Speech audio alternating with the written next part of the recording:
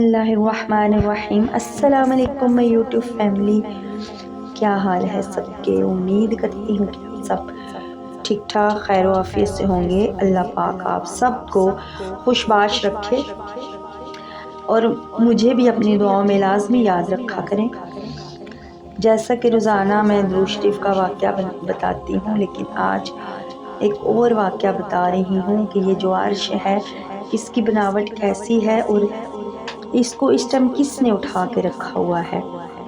تو سب سے پہلے ویڈیو شروع کرنے سے پہلے میری ریکویسٹ ہے کہ آپ میرے ساتھ مل کے پڑھیں الصلاۃ والسلام علیک یا رسول اللہ وعلی آلک واصحابک یا حبیب اللہ۔ عرش کے بارے میں ایک روایت ہے کہ یہ سرخ یاقوت کا ہے، دوسری روایت ہے کہ سبز زمرد کا ہے، اس کے 4 پائے سرخ یاقوت کے ہیں۔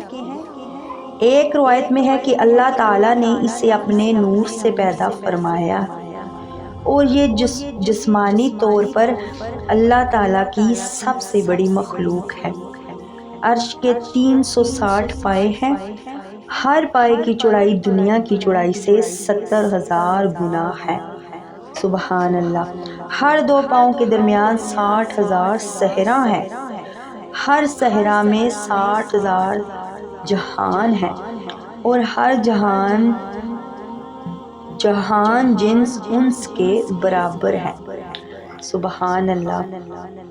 اور ایک اور درود شریف کا واقعہ ہے کہ نبی پاک صلی اللہ علیہ وسلم نے فرمایا کہ قیامت کے دن 3 شخص عرش علیہ کے سائے میں ہوں گے، جس دن اس کے سائے کے سوا کوئی سایہ نہ ہوگا۔ صحابہ کرام رضی اللہ تعالیٰ نے عرض کی کہ یا رسول اللہ صلی اللہ علیہ وسلم وہ خوش نصیب کون ہے؟ فرمایا ایک وہ جس نے میرے کسی مصیبت زدہ امتی کی پریشانی دور کی، دوسرا وہ جس نے میری سنت کو زندہ کیا، تیسرا وہ جس نے مجھ پر درود پاک پڑھا۔ تو زیادہ سے زیادہ آپ بھی درود شریف پڑھنے کی عادت بنائیں، ویڈیو دیکھا کریں، انشاءاللہ عادت ضرور بنے گی۔